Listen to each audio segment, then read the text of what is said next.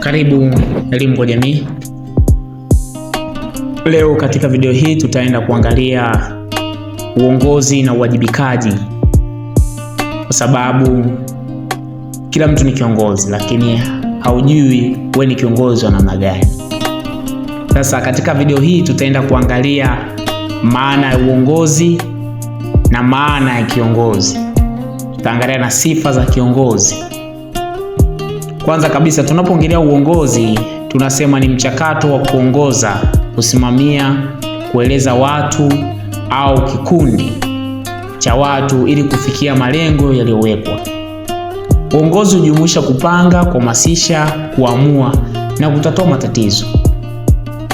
Katika uongozi katika sehemu fulani, labda katika shule, labda katika uongozi katika serikali au katika sehemu yote ile, kuna uongozi, kuna michakato, kuna mpango walioweka katika ile taasisi fulani, wameweka uongozi. Lakini kiongozi, tunaongelea kiongozi ni mtu anayewaongoza wengine kwa mfano wake, maamuzi yake na uwezo wa kushawishi au kuhamasisha kikundi kutimiza malengo ya pamoja. Kwa hiyo wewe kama ni kiongozi, umechagua, upo katika taasisi fulani au katika eneo fulani, kwa lazima uwe mfano wa kuigwa, uwe na maamuzi, uwe na uwezo wa kushawishi watu unaowaongoza au kikundi na kutimiza malengo ya pamoja. Katika kiongozi wamekuchagua, labda tunaitaka tufike eneo fulani kwa 1, 2, 3. Kwa kiongozi kazi yako ni kusimamia yale majukumu, kuyatekeleza ili kufikia malengo labda ya taasisi fulani aliyoweka. Sasa tuangalie sifa za kiongozi bora. Usiwe kiongozi tu mfano, lakini kiongozi bora. Sifa za kiongozi bora. Ya kwanza kabisa, mwadilifu. Kiongozi bora lazima awe mwadilifu, mkweli na mwenye haki. Wewe kama ni kiongozi, unataka kuwa kiongozi bora, lazima wewe mwadilifu, uwe mkweli na muwazi na mwenye haki. Si kwamba huyu ana pesa, huyu mwingine ana pesa, kwa wewe kama kiongozi unasema bana, huyu mwenye pesa the first one, unamhudumia wa kwanza, labda katika huduma yako unayotoa katika jamii, na watu wamekuchagua wewe kuwa kiongozi, kuwasaidia watu au kutatua matatizo ya sehemu fulani.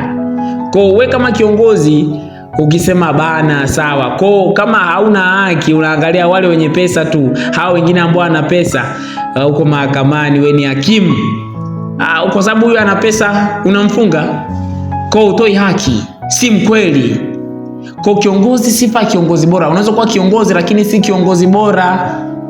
Kwa ndo maana nikaamua kuleta kwamba sifa za kiongozi bora, natakiwa ujue sasa wewe kama ni kiongozi bora au ni mradi wewe ni kiongozi. Kwa kiongozi bora lazima awe mkweli na mwenye haki.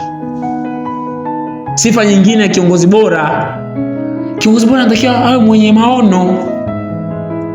Uwe na maono ya taasisi. Je, baada ya miaka 2, baada ya miaka 3 tunataka kwa wapi? Uwe na vision. Kama kiongozi bana, baada ya miaka 3 tulikuwa tunatembelea baskeli, sasa tutaongeza, tutakuwa na gari ya staff, kila mtu atafatwa katika makazi yake. Kwa uwe na maono.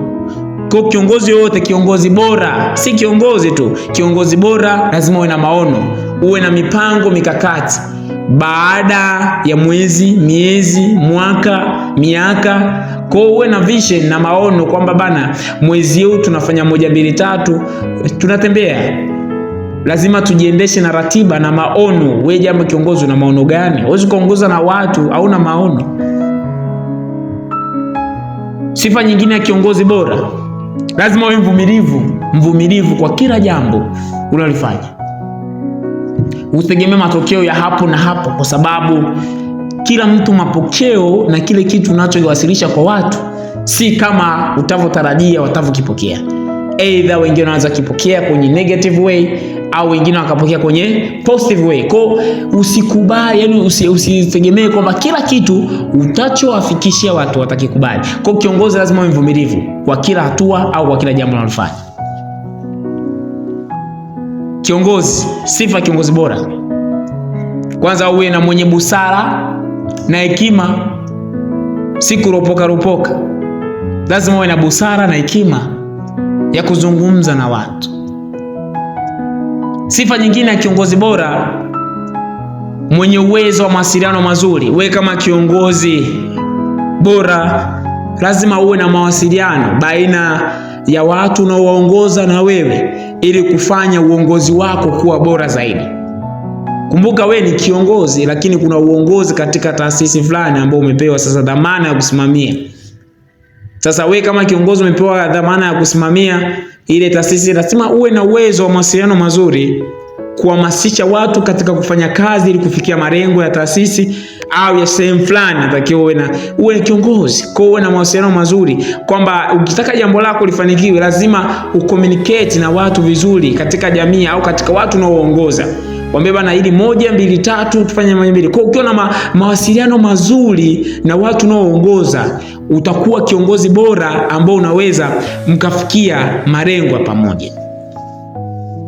Sifa kiongozi bora, inatakiwa uwe mfano wa kuigwa.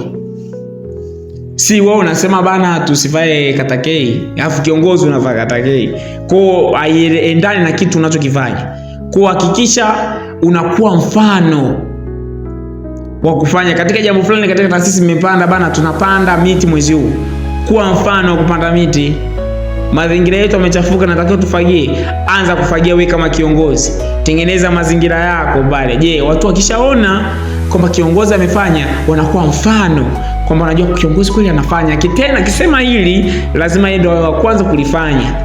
Kwa hiyo sio kiongozi tu wa kutoa amri bana, fanyeni hivi, hapana. Kiongozi kuwa mfano wa kuigwa. Fanya jambo kwa matendo, kwa vitendo unafanya jambo. Kitu kingine, ukitaka kuwa kiongozi bora, kuwa mnyenyekevu na msikivu. Mawazo ya watu unasikiliza, kuwa msikivu wa kitu unachoambiwa. Usiwe kama mpapaya, utaki kuyumbishwa. Ndio maana mpapai upepo ukija au mvua ikija kali unadondosha. Lakini kuna baadhi ya miti upepo ukija na inamisha. Kwa kama kiongozi unatakiwa kuna mambo mengine uyasikilize. Hili sawa, hili si sawa, hili si sawa, hili sawa. Kwa kuwa mnyenyekevu na msikivu. Sikiliza watu wanasemaje ili kuboresha uongozi wako. Ili katika uko taasisi fulani, ili kuboresha uongozi wako, kuwa imara zaidi katika uongozi wako. Sifa nyingine ya kuwa kiongozi bora ni jasiri. Lazima uwe jasiri katika kufanya maamuzi. Yaani kiongozi bora siku zote lazima uwe na jasiri kufanya maamuzi. Pia si kama kiongozi, si kila kitu unachoambiwa kukubali. Hapana. Kama kiongozi natakiwa uangalie, useme hili hapana, uwe jasiri katika kufanya maamuzi. Ili inawezekana kwa sasa hivi, ili haiwezekani, inawezekana si upelekesho. Lakini kama kiongozi unaangalia, je, jambo gani la kusikia, jambo gani si la kusikia. Kwa sababu ukisikiliza maneno ya watu kwa ajili ya kumhukumu mtu mwingine, unaweza ukawahukumu watu ambao wana makosa. Kwa kama kiongozi uangalie, uwe jasiri katika kufanya maamuzi, lakini unapofanya hayo maamuzi hakikisha umeyafanyia kazi. Umeyafanyia kazi na umepata kabisa ni uhakika wa hilo jambo wanaoliongea wengine wanaosema. Kwa unapofanya maamuzi usitegemee kwamba mtu mwingine akaja akakubadilisha kwamba umeshasema A iwe A, mwingine anakuja kubadilisha iwe cha. Hapana, ni kitu ambacho hakiwezekani. Hata ile uumbaji wa herufi inaweza kukataa eti A iwe C. Hapana, ina kitu ambacho hakiwezekani. Kwa kiongozi uwe jasiri katika kufanya maamuzi. Kwa usikose video inayofuata, tutaongelea kuhusu mambo muhimu ya kiongozi ambao anapaswa kujua na kuchukua hatua. Wewe kama unataka kuwa kiongozi, usikose video inayofuata, kwa sababu utakuwa kiongozi bora katika taasisi au mambo gani unayofanya ili watu wakuone kabisa wewe unafaa kuwa kiongozi katika taasisi hiyo. Usikose video inayofuata.